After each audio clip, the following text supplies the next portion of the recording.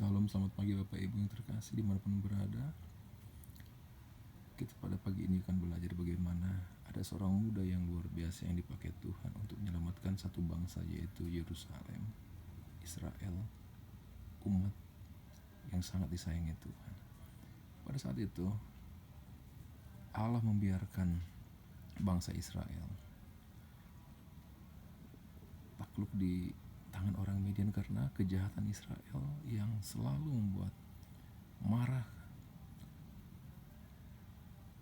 Allah kita yang dahsyat itu, yaitu selalu menyembah para berhala orang Midian disembah oleh Israel, sehingga itu membuat 7 tahun Israel di bawah kekuasaan Midian, yang membuat mereka sengsara, yang membuat mereka kelaparan dan membuat mereka ketakutan karena kekuasaan Midian sangat kuat pada saat itu.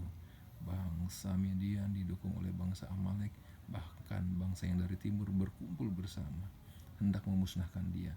Di momen itu Tuhan mengambil langkah, yaitu memerintahkan malaikatnya untuk mendatangi yang bernama Gideon bin Yoas. Mari kita lihat bagaimana firman Tuhan diceritakan kepada kita semua.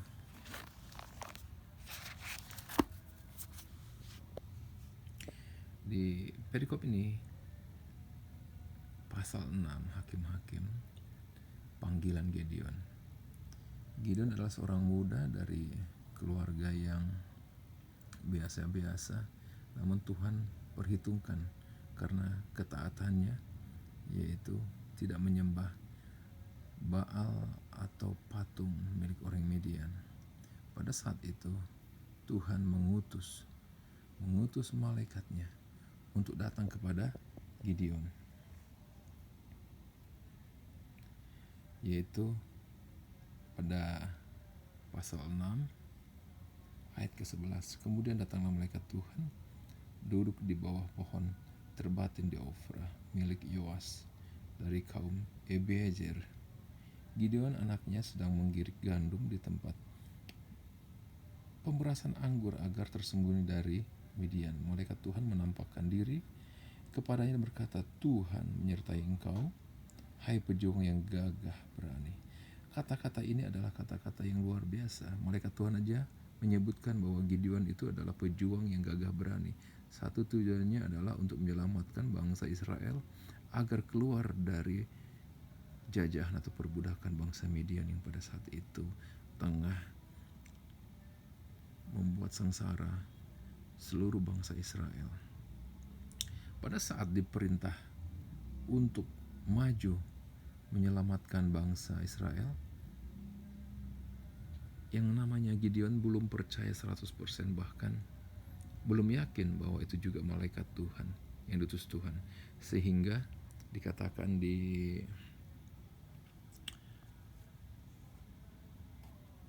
ayat ke-18, janganlah kiranya pergi sampai aku kembali ke sini. Artinya Gideon akan membawa makanan, akan membawa persembahan yang akan diberikan kepada malaikat itu.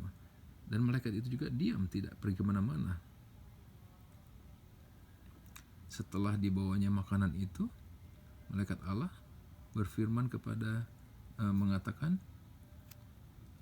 ambillah daging dan roti yang tidak beragi itu, letakkanlah di atas batu ini dan curahkanlah kuahnya. Demikianlah dilakukannya. Malaikat Tuhan itu lalu mengeluarkan tongkat di tangannya dan menyentuh daging dan roti itu. Baru muncullah api dan melahap daging dan roti itu dan menghilang. Dan pada saat malaikat sudah hilang, barulah sadar. Gideon itu pun sadar. Dikatakan di sini dia ketakutan, celakalah aku, matilah aku, dan segala macam yang ditakutkannya. Namun Tuhan berkata kepadanya, kamu tidak akan mati, karena Tuhan itu sumber damai sejahtera. Misbah itu masih ada sampai sekarang, yaitu di Ofra, di kota Ebiezer. Nah, setelah itu apakah Gideon percaya kalau dia diutus Tuhan untuk menyelamatkan Israel? Ternyata tidak. Gideon masih meminta tanda. Di sini katakan Gideon meminta tanda kepada Tuhan, yaitu dia akan menggunting bulu domba, apabila bulu dombanya ditaruh di tanah yang kering dan bulu dombanya saja yang berembun, dia akan percaya, dan tanah itu kering, dia akan percaya bahwa itu tanda dari Tuhan. Dan terjadilah sesuai yang tanda yang diinginkan Gideon. Jika engkau mau menyelamatkan orang Israel dengan perantaranku seperti yang kau firmankan, maka aku akan menggunting bulu domba. Seperti itu yang dikatakannya, dan menaruhnya di tanah yang kering apabila bulu domba itu berembun. Dan terjadi seperti yang dikatakannya. Namun dia masih nggak percaya, meminta tanda satu lagi. Di sini dikatakan, janganlah kiranya murkamu menyala terhadapku. Jadi Gideon masih minta tanda satu lagi di sini. Apabila kebalikannya, kalau sekarang tanahnya yang basah dan bulu dombanya yang kering. Setelah terjadi seperti yang dikatakan di situ, maka Gideon percaya. Dan keesokan harinya Gideon siap memimpin bangsa Israel. Dikatakan di sini bangun pagi-pagi dan menyiapkan perang. Dan kita tahu kelanjutannya adalah Gideon menang dengan 300 prajurit saja melawan ratusan ribu orang Midian, orang Amalek, bahkan orang-orang yang dari timur yang berkumpul di sana.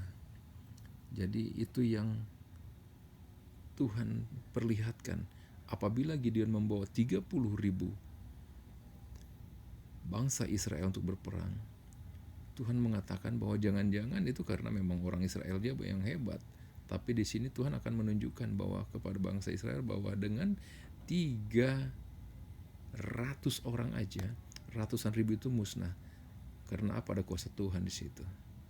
Nah, ini pelajaran buat kita semua bahwa kuasa Tuhan apabila sudah dipercayakan kepada kita untuk maju berperang, maju melayani, maju menjadi pelayan Tuhan, tidak boleh takut, bahkan tidak boleh gentar. Tuhan akan memperlengkapi dimanapun saudara melayani, dimanapun saudara Tuhan percayakan untuk menjadi berkat, untuk menjadikan semua bangsa murid Tuhan. Bahkan janjinya adalah sampai akhir zaman Roh Tuhan menyertai kita, bahkan sampai selama-lamanya. Puji Tuhan, ini berkat firman yang akan kita lakukan dalam kehidupan kita sehari-hari selanjutnya. Shalom, Tuhan Yesus memberkati.